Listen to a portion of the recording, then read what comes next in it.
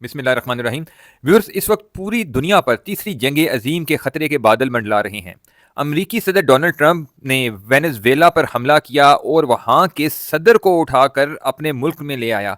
ये दुनिया की तारीख में शायद पहली दफा हुआ है कि बड़े पैमाने की जंग के बगैर ही किसी सॉवरन मुल्क के सदर को अगवा करके अपने मुल्क ले आया जाए और वो मुल्क और उसकी फौज कुछ भी ना कर सके और दुनिया का कोई दूसरा मुल्क भी इस मामले में कोई किरदार ना अदा कर सके।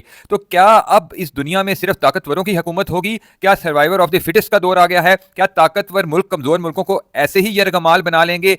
डोनाल्ड ट्रंप यहां तक महदूद नहीं, बल्कि अब वो दुनिया को ग्रीनलैंड पर कब्जे की धमकी दे रहे हैं। और ग्रीनलैंड एक ऐसा इलाका है जहां आलमी ताकतों के मफादात वाबस्ता हैं। इस बारे में यूरोप जो है वो शदीद परेशान है और डेनमार्क ने तो अमेरिका को धमकी भी दी है। फ्रांस भी इस मामले में अमेरिका से सख्त नाराज है। लेकिन डोनाल्ड ट्रंप का कहना है कि अगर वो ग्रीनलैंड पर कब्जा नहीं करेगा तो रशिया या चाइना कर लेंगे, लिहाजा उसका हक है कि वो पहले ग्रीनलैंड पर कब्जा करे। अब मसला यह है कि डोनाल्ड ट्रंप कहता है कि मैं किसी आलमी कानून को मानता ही नहीं, मैं अपने कानून खुद बनाता हूं, यानी कि मैं वही करूंगा जिसकी मेरी अखलाकियात मुझे इजाजत देगी। तो वो अपने आप को आलमी कवानीन से बालातर तस्वर करता है और वो कोई भी कदम उठा सकता है जो इस दुनिया को खतरे की तरफ ले जाएगी। इस वक्त मुबैना तौर पर अमेरिका ने रशियन शिप्स पर भी अटैक किया है। अब मैं आपको सूरत हाल की जो नज़ाकत है उसका अंदाजा दिलाना चाहता हूं। जो रशिया है वो इतनी बड़ी इकोनॉमिक पावर तो नहीं है, लेकिन वो बहुत बड़ी न्यूक्लियर पावर है और उसके पास 5500 वॉर हेड्स हैं, न्यूक्लियर वॉर हेड्स, जो इस वक्त दुनिया में सबसे ज्यादा हैं। और उसके बाद अमेरिका का नंबर आता है जिसके पास तकरीबन 5200 न्यूक्लियर वॉर हेड्स हैं। डोनाल्ड ट्रंप ना सिर्फ वेनेजुएला के सदर को गिरफ्तार कर अपने मुल्क ले आया है, बल्कि उसने वेनेजुएला के तेल के वसाइल पर भी कब्जा कर लिया है। और वेनेजुएला तेल की सप्लाई के मामले में चाइना का सबसे बड़ा सप्लायर था। तो इस तरह चाइना का जो ग्लोबल इंटरेस्ट है उसके ऊपर भी बहुत बड़ा डंड पड़ा है, जिसने चाइना को भी बहुत ज़्यादा परेशान किया है। चाइना भी अमेरिका के इन जारहाना इकदाम से बहुत ज़्यादा परेशान है। चाइना भी एक बहुत बड़ी न्यूक्लियर पावर है, उसके पास भी बहुत ज़्यादा न्यूक्लियर वॉर हेड्स हैं और वो भी सलाहियत रखता है दुनिया के किसी भी कोने में न्यूक्लियर हमला करने का। अब ग्रीनलैंड पर क्यों कब्जा करना चाहता है डोनाल्ड ट्रंप? इसके पीछे रेयर अर्थ मिनरल्स की गेम है। आपको पता है कि जो फ्यूचर है वो ऑयल का या तेल का नहीं है, बल्कि फ्यूचर रेयर अर्थ मिनरल्स का है, इलेक्ट्रिक व्हीकल्स का है। और इलेक्ट्रिक व्हीकल्स और सुपर कंप्यूटर्स में और ये जितने भी आगे टेक्नोलॉजी आ रही है इसमें जो चीज़ यूज़ होगी वो रेयर अर्थ मिनरल्स हैं। और सुनने में आया है कि जो ग्रीनलैंड है उसमें इन रेयर अर्थ मिनरल्स के बहुत बड़े ज़खायर हैं। तो क्योंकि इस वक्त जो रेयर अर्थ मिनरल की सबसे बड़ी मार्केट जो है वो चाइना है, तो अमेरिका को ये खदशा है अगर सूरत हाल इसी तरह रही तो मुस्तकबिल में चाइना उनसे बड़ी इकोनॉमिक सुपर पावर बन जाएगा। तो इसलिए भी से ही रेयर अर्थ मिनरल के किसी बड़े ज़खीरे पर कब्जा करना चाहता है ताकि उसकी जो सुपर पावर है, उसकी सुपरियॉरिटी है, वो उसी तरह कायम रहे और दूसरे मुल्क उसके नीचे लगे रहें। तो ग्रीनलैंड पर हमले में इस फैक्टर का भी बहुत बड़ा हाथ है, लेकिन ये अमेरिका के लिए इतना आसान नहीं होगा, बल्कि दुनिया के लिए बहुत खतरनाक हो सकता है, क्योंकि रशिया और चाइना इस वक्त अमेरिका को देख रहे हैं, यूरोप इस वक्त अमेरिका को देख रहा है। और कोई छोटी सी गलती या कोई एक लम्हा भी इस दुनिया का जो मुस्तकबिल है उसको बदल सकता है।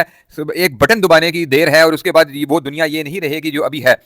तो अभी हमारी जो प्रोफेसीज हैं उनमें भी ऐसा है और अल्लाह के जो वली हैं उन्होंने भी इस किस्म की पेशीन गोइयाँ की हैं कि दुनिया पे इतनी बड़ी तबाहियाँ आनी हैं कि इसकी आबादी सिमट के लाखों में रह जाएगी। यहाँ मुझे प्रोफेसर अहमद रफ़ीक अख्तर साहब दौरे हादर के बहुत बड़े सूफी बुजुर्ग हैं, उनका एक इंटरव्यू जहन में आ रहा है जो किसी गालबन फॉरनर जर्नलिस्ट को दे रहे थे, जिसमें उन्होंने कहा था कि 2040 तक शायद इस दुनिया की आबादी लाखों तक रह जाए। और अब हालात उस तरफ बढ़ते हुए नज़र आ रहे हैं। शायद किसी को इस चीज़ का इदराक है या नहीं है, लेकिन दुनिया तेज़ी से तीसरी आलमी जंग अजीम की तरफ बढ़ रही है और दुनिया की बड़ी ताकतें एक दूसरे के मद्दे मुकाबले आ चुकी हैं। हाँ, ये कोई छोटे छोटे मुल्क नहीं हैं, ये बड़े बड़े ममालिक हैं, जिनमें यूरोप के ममालिक हैं, रशिया है, चाइना है, अमेरिका है।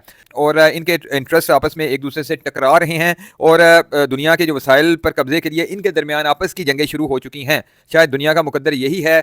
लगता तो ऐसे है कि ये दुनिया एक दफ़ा फिर एक स्टोन एज में दाखिल होने के लिए जा रही है। इससे पहले आपको मालूम है कि रशिया ने यूक्रेन पर हमला कर दिया था, क्योंकि यूक्रेन नेटो में शामिल होने जा रहा था और रशिया को ये मंजूर नहीं था कि उसका जो हमसाया मुल्क है वो नेटो में शामिल हो, नेटो को उसके बॉर्डर तक रसाई मिल जाए। तो रशिया ने इसलिए यूक्रेन पर हमला कर दिया था, जिसकी वजह से यूरोप और रशिया की आपस में ठन गई थी और अभी तक ठनी हुई है। अभी भी यूके के जो प्राइम मिनिस्टर का बयान आया है कि उन्हें रशिया की तरफ से खतरा है और वो भरपूर जवाब देने की सलाहियत रखते हैं। तो यहाँ एक और जो है यहाँ पर एक दुश्मनी शुरू हो चुकी है जो कि रशिया और यूके की है और रशिया और यूरोप की है, क्योंकि यूक्रेन जो है यूरोप का सबसे बड़ा जो है ऑयल एंड गैस सप्लायर था और उसके जो जब से जंग स्टार्ट हुई है तो यूरोप की इकोनॉमी बड़ी मुतासर हुई है, क्योंकि वो बहुत हद तक डिपेंड करते थे यूक्रेन पर। तो अब मामला इस तरह है कि ये दुनिया की जो सूरत हाल है, ये बहुत ज़्यादा पेचीदा और बहुत ज़्यादा ख़तरनाक हो गई है। हम जैसे जो छोटे मुल्क के रहने वाले लोग हैं, हमें शायद इन चीज़ों का इदराक नहीं है कि बाहर की दुनिया में क्या होने जा रहा है। अब देखना यह है कि जब डोनाल्ड ट्रंप ग्रीनलैंड पर हमला करेगा और उसको टेक ओवर करने की कोशिश करेगा, तो रशिया, चाइना और यूरोप उसका किस तरह जवाब देगा। और देखने वाली बात यह है कि जो वेनेजुएला पर डोनाल्ड ट्रंप ने हमला किया है, क्या ये वहाँ तक रुक जाएगा, या ये दुनिया के मुख्तलिफ ममालिक में भी अब अपना असर व रसूख इस्तेमाल करेगा। आपको पता है ईरान के हालात भी बहुत ख़राब हैं, वहाँ भी जो कहा जा रहा है मुबैना तौर पर कि जो मुजाहिरीन हैं और जो मुजाहरे हो रहे हैं, उनके पीछे अमेरिका और इसराइल कारफरमा है।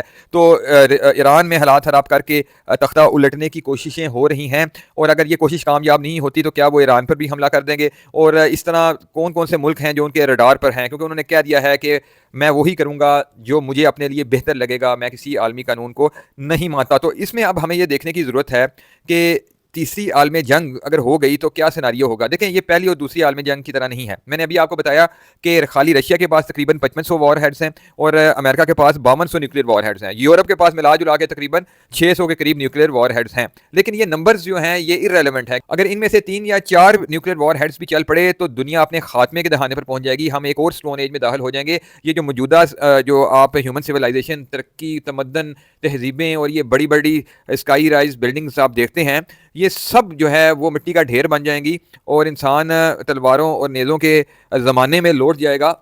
दुनिया की आबादी लाखों में रह जाएगी। और ऐसा कुछ अहले नज़र ने भी पेशगोई की है कि 2040 तक, जैसा कि अभी मैंने जिक्र किया प्रोफेसर अहमद रफ़ीक अख्तर साहब के इंटरव्यू का, कि 2040 तक शायद आबादी जो है वो दुनिया की लाखों में रह जाए। तो हम अल्लाह ताला से दुआ करते हैं कि अल्लाह ताला हमें और हमारे आने वाली नस्लों को सलामती दे और इन तीसरी आलमी जंग के इस अजीम खतरे से हम सबको महफूज रखे। बहुत शुक्रिया।